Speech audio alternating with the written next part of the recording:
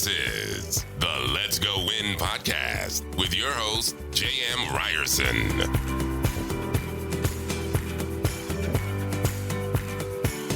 What it is. Welcome back to the Let's Go Win podcast. I'm J.M. Ryerson, and to my right.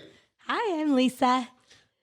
Lisa who? Ryerson. Oh, Duh. Well, not everybody knows you. You never It's know. tune-up with the Tuesday tune-ups with the Ryerson. That is fair. It is Tuesday tune-ups. But what we're going to talk about on this Tuesday tune-ups, I love acronyms because it makes life easier.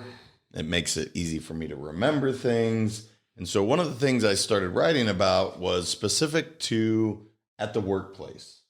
3 E's, E.E.E., so triple E, however you want to put that, to achieve at work.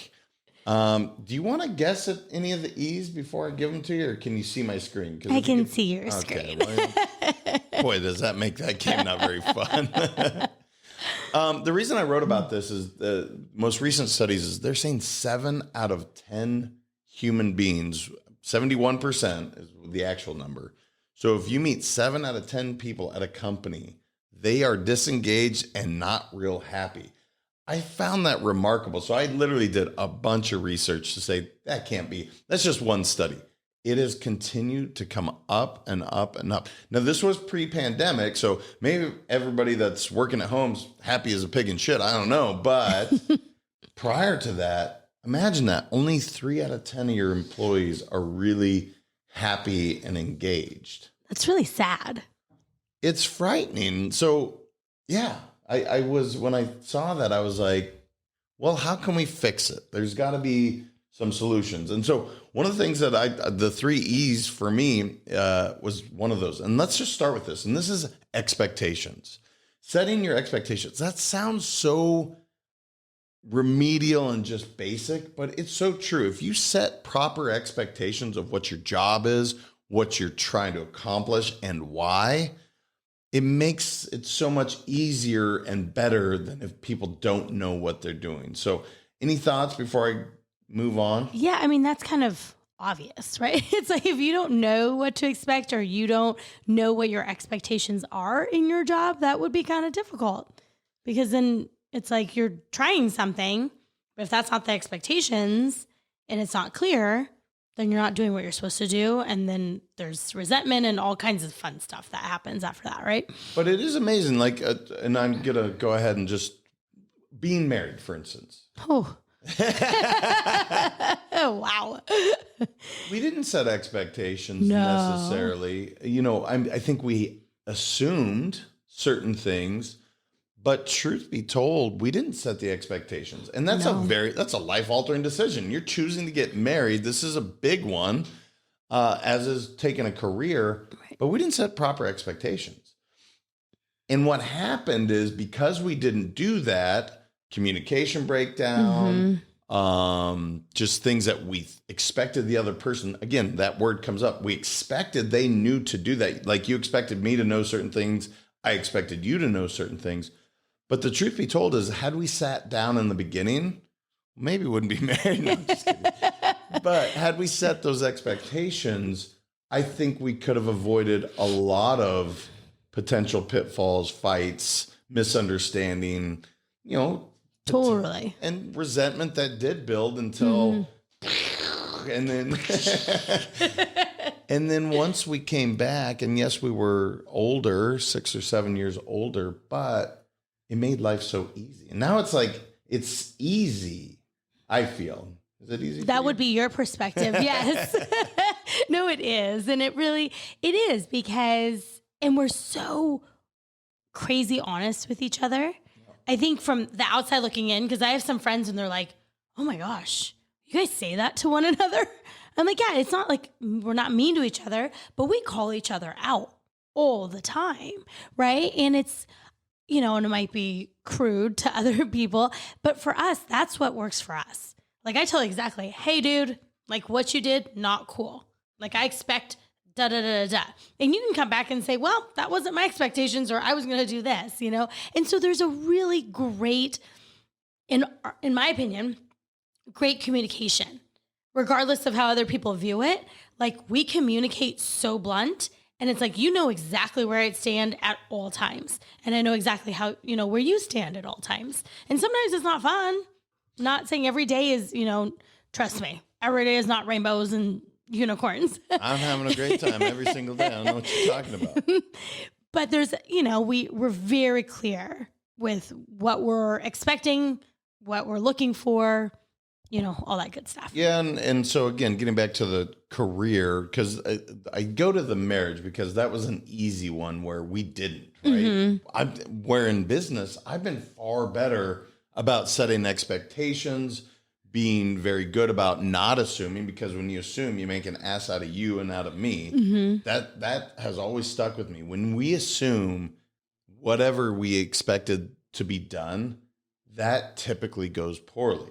So first thing in work, if you're out there hiring or you're the employee or 1099, whatever you are, look for those expectations. Get clear on those expectations. What do you want from me on a day-to-day basis? What do you want from me on a monthly basis? What do you want from me from an annual basis? That way there is no ambiguity and you can absolutely go perform, which is the second E, and that is execute. Right? Once you've set those expectations, now it's time to execute. Now, I believe in the Row work environment. So Daniel Pink is the one that brought this to light in a book called Drive years ago. And Row stands for results only work environment. I really don't give a shit if you work 20 hours a week or if we had 200, 60 hours a week. I really don't. I don't want you to work 60. That would not be my hope. But I do expect the result, if that makes sense. So if you do it in 2 hours instead of 20, cool. I really don't care. But that's how I manage. So when I look at that, the execution part, once you know the expectations, now I'm not going to micromanage how you do it. I just want it to be done. Right. And I think that's so great, because I know that ever since I went to 1099, it was awesome. Just for the mere fact that I can make my own schedule, and just as long as the results were there, nobody came after me. Nobody said, hey, Lisa, you need to work 40 hours a week. It is a full-time position. No, I have figured out a way how to do it in 15 to 20 hours a week and have good results, right? And so to me, I talk about it all the time, with my previous agents or just, people in general. It's like, hey, if you can get it done and be efficient, awesome. Actually, with the kids, I talk about that all the time. I'm like, let's talk about efficiency, right? Because as we know, sometimes boys, and maybe it's just our boys, but it's like I go, hey, can you do A, B, and C, right? And it's all in line with, I literally lay it out for them, right? I tell them my expectations. You're clear on your expectations. I need you to do this, and then while you're doing that, you can do this and this. What I've realized is maybe it's too many steps for them, at this point, but it's hilarious because, one of our kids will literally go downstairs, get one thing, come back up, go to the bedroom, do another thing, and then go back downstairs to do a third thing, where they could have done steps A and C by going downstairs. You know what I'm saying? So it's efficiency. Okay, fine. I gave you another E, by the way. You can add that on. Efficiency. No, see, this is the control. I didn't put this in here. This is you. This is where you do struggle. For instance, you like it to be done your way. You do in the home, specifically in the home. And so what we're talking about here as an employer, as an employee, more of corporate America is getting to the point where there is no one way to do it. There is no right way. There's no Lisa way to do it. There is just getting this result done. So it might drive you crazy that your son has to go up and down the stairs 7 times to do something. And maybe if it was on a time crunch and he didn't meet the expectations, I understand. But truth be told, letting them figure that out for themselves is something you might want to look into. Oh, okay. I'm working on it. I just gave you another E, though. I think it should be expectations, execution with efficiency. Just saying. Just throwing that out there. Okay, so we're going to get to what you want to get to. Shocking. She had to jump ahead. Evaluation would be the third E. Now, this is your opportunity to say, hey, you did it this way. Perhaps we could tweak it and it might be a little more efficient. So the E is in there. You just didn't see it the way you wanted to see it. No, it's fine. It doesn't bother me. You weren't efficiently going through your E's quickly enough. I wasn't done. I'm kidding. But no, so the third one is evaluation. So whenever you set the expectations and you go execute, then you get a chance to look at what actually happened. This would be an opportunity, again, with the boys, instead of telling them throughout, hey, why don't you do this? Why don't you do this? At the end to say, hey, you had 7 trips to do. You could have done it in 2. And then maybe they learn from it. Maybe they don't. I just look at it as great. They're getting exercise. But I know in your brain, again, very type A, you like to see it done as efficiently as possible. This is just the opportunity, whether it's in business or in the home, to look at the process, say, okay, what did we learn? What could we have performed better on so that the expectations, again, are there, and then they execute differently the next time. Does that make sense? Yes. Do you have any other thoughts to the evaluation process? Because being one of efficiency, I know that you like things to run efficiently. So clearly you evaluate a lot. Maybe that's pre-execution far more than someone like me that would just start into a project and then figure it out. Yeah, I guess with our schedules being so busy all the time, I think it is also me. Like that, remember we talked about, I need to work on my patience. I got it. I like things done quickly and immediately and perfectly. That's my expectation. Okay, so we need to get rid of perfect because it doesn't exist. Yes, it does. Really, give me an example of something perfect in this world. I can think of very few examples. Babies are perfect. All babies are perfect. Yes. They don't defecate or throw up on you or anything like that. That's all perfect. I'm just kidding. She didn't change diapers. It's very clear. Everyone in the audience, now you know this guy was the one dealing with the diapers. Yeah. I would argue, yes, babies are pretty close to perfect, but no, they make mistakes and they make messes. I remember our kids making messes. It drove you crazy. They weren't perfect. Yes. Perfectly making messes. So perfect doesn't really exist in this world. I know it doesn't. And for those of you perfectionists, if you're listening to this, give yourself some grace. Perfection is rare. It's the rolling 300 in a bowling game. It's the hole in one. It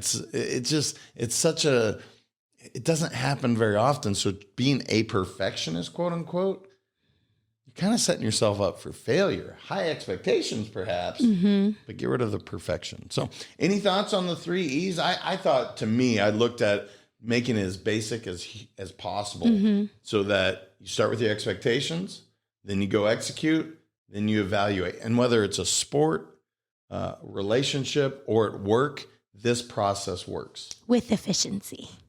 With efficiency.